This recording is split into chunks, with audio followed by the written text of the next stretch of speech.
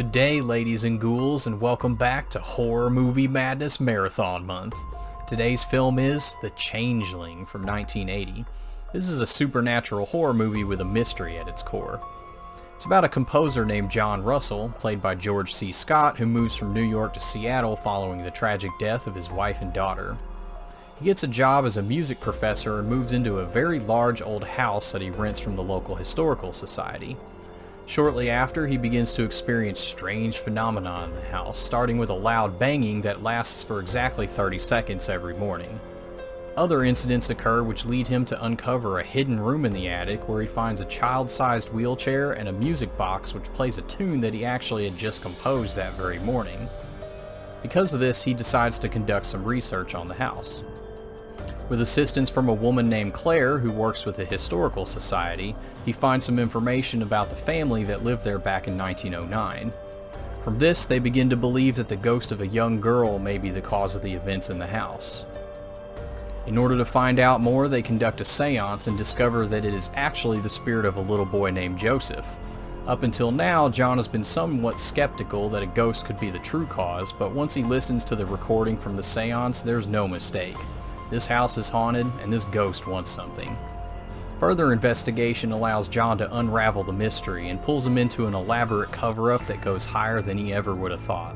I'm not going to spoil it, but it's a unique story and is made all the better by the fact that the person who would be affected by the truth the most has no idea about it until the end, and it takes a ghost to make it right. I think this is an excellent movie. It's well made, has an original and interesting plot, plenty of horror elements, and a mystery to solve. It's almost like two movies in one. There are periods where there's no supernatural activity at all, like when John is investigating stuff. The first half of the movie is mostly about John and Claire trying to figure out the history of the house. But once they solve it, John spends most of the second half trying to expose the truth and do what the ghost wants him to do. There's still plenty of creepy scenes in the movie though to get your horror fix. I thought the seance scene in particular was pretty unsettling. The way the medium spoke in this droning voice as she scribbled on sheets of white paper communicating with the spirit, it helped set the mood and made it feel more real, like she was in some kind of trance or something. There's another scene where Claire is in the house speaking to John and she goes through a door and looks up the stairs. The look of sheer terror on the actress's face as she sees Joseph's wheelchair move to the top of the stairs is excellent. We see her expression before we even see the wheelchair and she looks genuinely horrified. That alone was enough to freak me out because you know that something disturbing is there. Later on, she gets chased around the house by the same wheelchair and it's just as frightening. Creepy children are kind of a cliche in horror, but in this case it's a dead child's old cobweb covered wheelchair. Yeah, screw that. Whenever I saw that, I was like, nope, no dice, I'm out. What's also interesting is that this ghost isn't really malevolent at all. It's mostly just trying to communicate but is also frustrated, so it's almost like its actions can't help come off as scary. On the flip side, the mystery is just as interesting. That's part of the fun of watching this for the first time, is trying to figure out what the heck is going on. Who's involved? What happened? Why did it happen? Who knows about it and what needs to be done to make it right? All with the ghost at the center pushing John to figure it out. Without spoiling anything, I will say that the title of the film is apt, The Changeling. It's about someone who isn't who they're supposed to be. They were changed. They're a changeling. Russell Hunter was one of the writers for the movie, and apparently the story is based on events that he experienced while he was living in the Henry Treat Rogers mansion in Denver, Colorado in the 60s.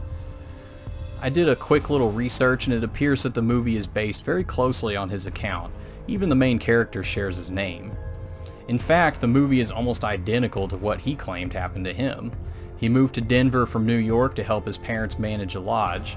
He rented the house and began to experience strange events leading to him discovering a hidden room in the attic, which was supposedly where a little boy had been kept isolated. He even conducted a seance and eventually found where the boy's remains had been disposed of. Crazy.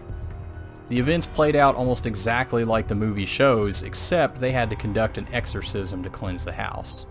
However, the Denver Public Library did some research of their own in 2013 and were unable to find any evidence that Hunter had rented that house or that there was ever a little boy that at any point fit the circumstances.